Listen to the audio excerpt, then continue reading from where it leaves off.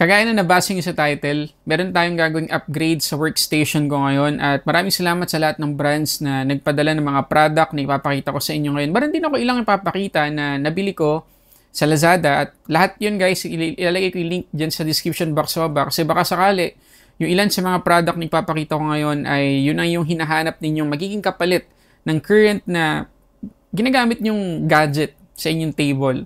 Okay, so before natin isa-isahin yung mga product na yan, ipakita ko muna sa inyo yung previews na setup ko sa table ko. Okay, so ito guys yung ating current na setup. So makikita ninyo na medyo kailangan talaga ng improvement. Okay, lalo na may makikita pa kayo malaking space dun sa may bandang left side, malaki-laki pa yung space na pwede natin gamitin dyan. So, ang i-retain natin dito guys, primarily ay yung dalawang monitor. Yung ating BenQ 4K monitor tsaka yung ating Arzupa na 144Hz na 1080p portable monitor. Okay? Tapos i-upgrade din natin yung ating keyboard tsaka mouse. Medyo kailangan ng graduate ng mga yan dahil nagloloko na rin. Tapos yung ating system unit papalitan natin ng laptop dahil kagaya na sinabi ko sa intro ng video na to, gusto natin makatipid sa kuryente. Tapos kapag nag-brown out, hindi agad-agad masisira yung ginagawa nating task or work. Lalo na nag-editing tayo, ganyan, tapos hindi masasave, makukorrupt, sayang naman effort natin. Tapos yung speaker na nakikita ninyo, yung ating Audio Engine 2 Plus, ay papalitan din natin ng panibagong audio engine din na provided ng Digital Walker. Lahat na ipapakita ko sa inyong product ngayon, ilalagay ko yung links dyan sa description box sa baba. By the way, yung nakikita ninyong table ngayon, standing desk yan, dual motor, pero less than 10,000 pesos lang. Okay? Ilang months ko na rin ginagamit ito, siguro 4 months, siguro kung hindi ako nagkakamali. Pero napakatibay niya, maganda yung pagkakadesign sa kanya, yung pagkakagawa. Pero hindi siya kasing mahal ng stands na ginagamit ko before. So, ilalagay ko din yung link kung saan ko ito nabili dyan sa description box sa baba. So, isa-isahin natin lahat ng item na ipapakita ko ngayon para makita ninyo. At mamaya, yung kabuuan ng setup natin, papakita ko sa inyo. Okay, so umpisa natin. Okay, so unahin natin i-unbox. Siyempre, yung pinakabida sa video na to, yung magiging workhorse natin, ang Machinike Lite 16 Air. So, may dalawang variant guys, or dalawang colorway. Itong Machinike Lite 16 Air, isang color gray at isang color white. At maniwala kahit sa hindi, magkaiba yung presyo ng dalawang kulay na yan. Yung color gray ay 40,999 pesos. Yung color white naman ay 42,999 pesos. So, anong difference nila? Well, yung color white ay merong fingerprint scanner at meron din siyang taillight dun sa may exhaust. Nagustuhan ko guys agad-agad yung box at overall packaging itong Lite 16 Air dahil hindi mo talaga masasabing mumurahin yung laptop na to or gawa ng hindi kilalang brand. So, thumbs up sa Machinike. Iangat lang natin yung top part at marireveal na sa atin yung Lite 16 Air na nakabalot sa plastic. Tabi muna natin. Andito din guys yung 100 watts na charging brick na USB-C yung port. Ito naman yung USB-C cable. Siyempre, hindi mawawala yung mga documentations. Kasama na dyan siyempre yung manual na merong English translation, mabuti na lang. At itong brochure na nasa Chinese language lang, kaya hindi ko rin naman mababasa. Okay, balikan natin yung laptop. Tanggalin natin yung plastic.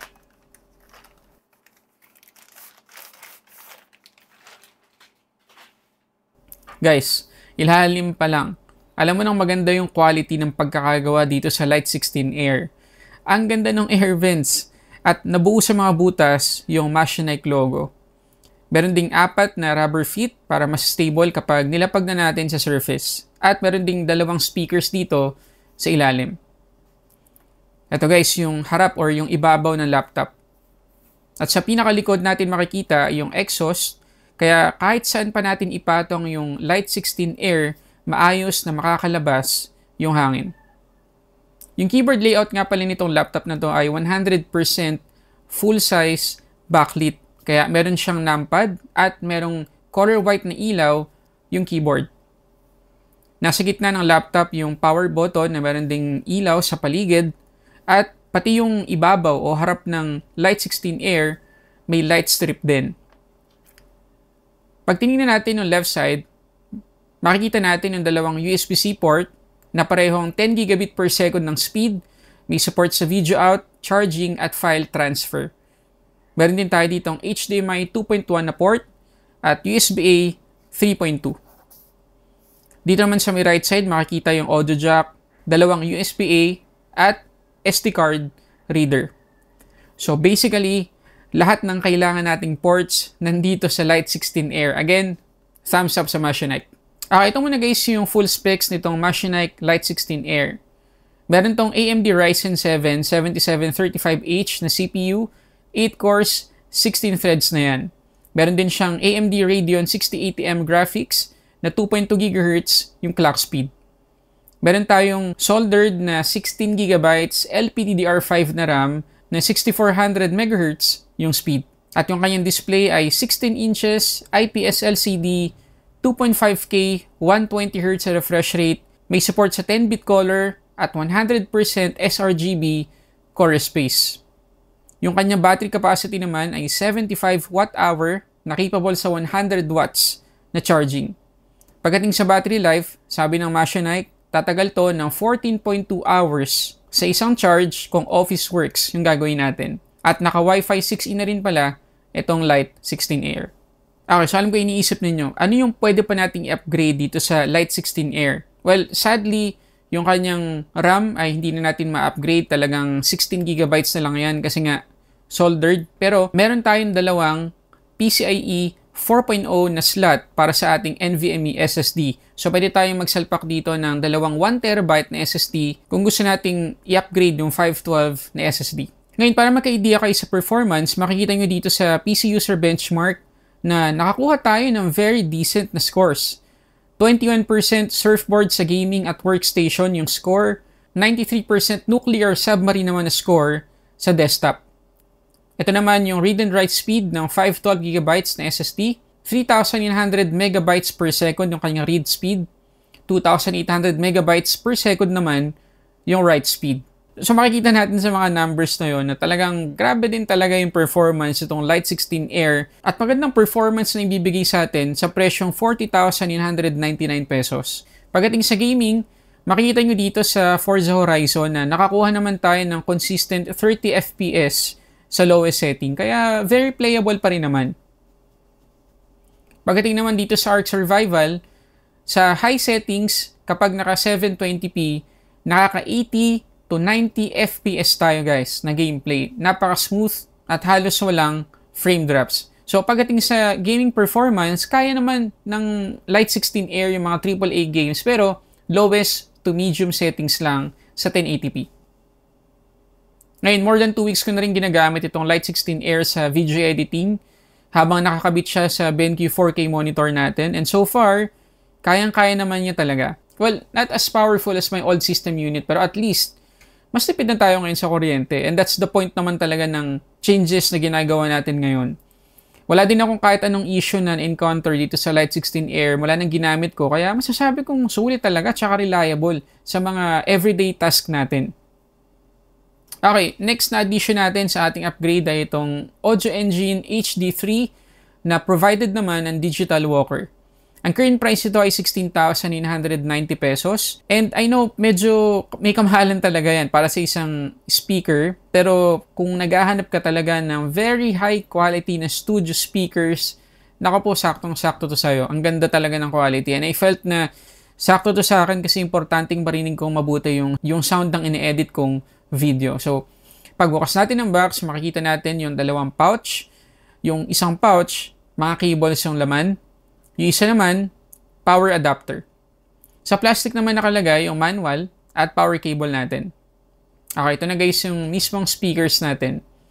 Bawat isang speaker ay nakalagay pa rin sa isang pouch kaya nasa pristine condition talaga to kapag in-unbox na natin. So yung HD3 natin ay satin black na colorway. Very simple, minimalist yung dating. May kasama ding magnetic screen cover yung HD3 natin. Pero medyo weird lang kasi yung left speaker lang yung merong screen cover. Ewan kung bakit. Ito guys yung ports sa likod ng left HD3. Ito naman yung right side. Tanggalin din natin syempre sa pouch. So kagaya na sabi ko kanina, walang magnetic screen cover yung right side na speaker. Hindi ko talaga sure kung bakit ganun. Pero anyway, Ito yung likod ng right speaker. So yung malaking difference nilang dalawa ay yung left side, merong volume knob sa harap at audio port. Yung right side, wala. Ito guys, itsura ng likod ng HD3 kapag na-setup na natin sa table. Okay, next naman ay itong Red Magic GS001J gaming mouse na merong current price na 4,796. And yes, medyo mahal yan sa isang mouse pero tingnan natin. Napaka-Red Magic ng pagkakadesign nila sa box at nagra-rhyme talaga sa ibang products nila. Open natin. Yung mouse agad yung makikita natin and guys, grabe yung design. Sobrang ganda talaga. Transparent yung body, sakto lang yung laki at pwede siya sa Bluetooth, 2.4 GHz at wired connection. Sa ilalim ng box, makikita natin yung keyballs, stickers for additional grip at nasa ilalim ng mouse, yung 2.4 GHz na dongle. Siyempre, partner na rin natin yan, ang Red Magic Mechanical Gaming Keyboard. Ang current price naman ng keyboard na to ay 12,782. Hindi ko maisip kung bakit ganun yung presyo, pero check natin. Ang ganda din ng pagkakadesign nila sa box nitong keyboard na to. At kapag inopen na natin, merong mahabang box na makikita sa loob na merong braided na USB-A to USB-C cable. Napakaganda din ang quality. Andito din sa box na to yung keycaps puller natin. At ito na guys, yung ating gaming keyboard. Sa ilalim pa lang guys, grabe na yung design. Semi-transparent, may rubber feet, at stand. Dito din natin makikita sa ilalim yung 2.4 GHz na dongle. Pero itong Red Magic mechanical keyboard, pwede rin siya sa Bluetooth connection, pati na rin sa wired connection. Grabe guys, yung itsura ng ibabaw. Sobrang ganda naman talaga. May pagka-industrial yung itsura nung design niya, kaya mas mukhang rugged yung feels. May knob tayo dito sa may itaas na pwedeng gamitin for volume control at brightness adjustment. Okay, ito guys yung tunog ng Red Magic Mechanical Gaming Keyboard kapag nagtatype.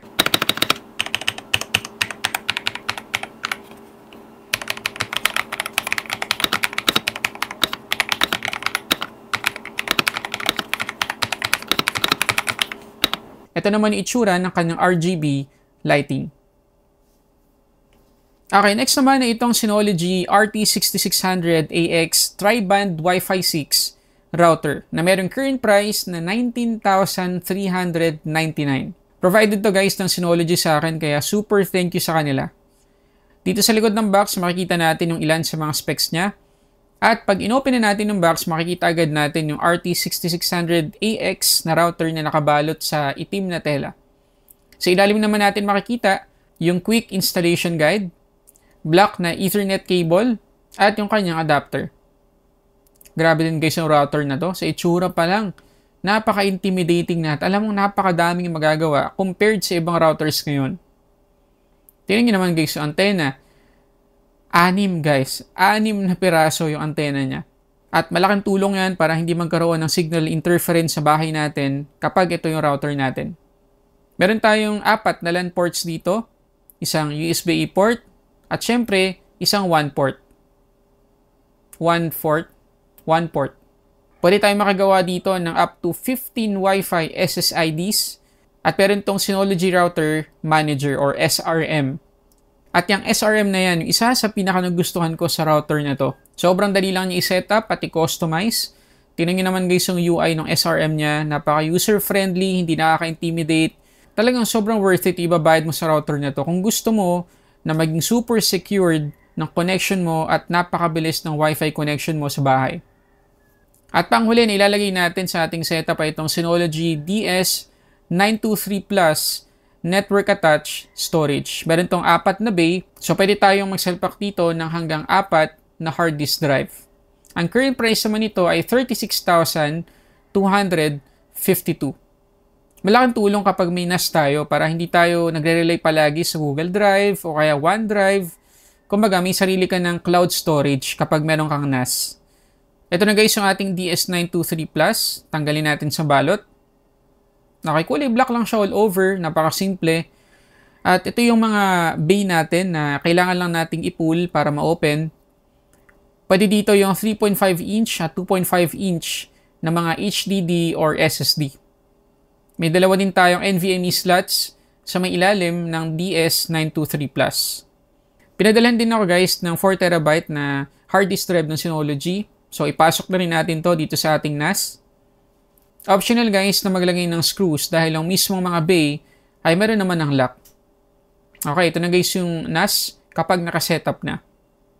Pwede na tayong pumunta sa operating system niya. Select lang natin yung storage pool na gusto natin pero ako pinili ko SRH para may automatic backup agad yung files natin. At kagaya dun sa SRM ng router ng Synology, napaka-user-friendly din ang operating system nitong NAS. At yung panghuli guys na papalitan ko dito sa workstation ko ay syempre upuan. Medyo overdue na rin kasi yung upuan na ginagamit ko. Madami ng sira, madami ng langit-ngit. So mabuti na lang, meron ako nakita sa Lazada na sobrang affordable lang na office chair. Tingnan nyo. Kita nyo naman guys yung presyo. Wala pang 3,000 pesos. At sa personal, ito yung itsura niya. Napaka-komportableng gamitin. Kung gusto mong i-recline, pwedeng-pwede para makapag-nap ka kahit papano, kahit kaunti lang kapag break time ninyo. Meron din siyang patungan ng paa kung gusto mo. At isang pindot lang, may re-recline mo na siya or may babalik mo sa dating pwesto. Meron ding support sa likod natin para hindi sumakit yung likod natin. Meron ding support sa leeg natin para mas maging komportable tayo palagi. At maganda rin yung kanyang armrest. Malambot yung mga foam at hindi matutuyan ng pawis yung likod natin kasi nga mesh yung ginamit dito. So makakasingaw yung likod natin. At oo nga pala guys, yung Arzupa 144Hz na portable monitor ko ay ginagamit ko na lang ngayon sa Nintendo Switch. Para if ever na gusto ko lang magpahinga, mag-relax ng kaunti ng ilang minuto, pwede ko na lang damputin yung gaming controller at buksan yung Switch. Ito na, makakapaglaro na ako sa mas malaking display. So overall guys, happy naman ako sa kanilabasan ng setup ko ngayon. Mas madami ako magagawa. Mas maganda yung quality ng speakers na to. Mas tipid sa kuryente kasi nga laptop na lang yung gamit ko. Mas komportable na rin yung pag-upo ko. Lalo na't hindi ako gumastos ng sobrang mahal para sa office chair na to. So lahat guys ng links kung saan nyo mabibili yung mga items na pinakita ko ngayon ay nandyan sa description box sa baba. So maraming salamat sa lahat ng brand na nagpadala ng mga product na to. Digital Walker, Machinike, Synology, parang yun lang no. So basta maraming salamat sa kanila at maraming salamat din sa inyo guys sa panonood. Para sa sambat-saring unboxing reviews, this is Sulit Tech Reviews.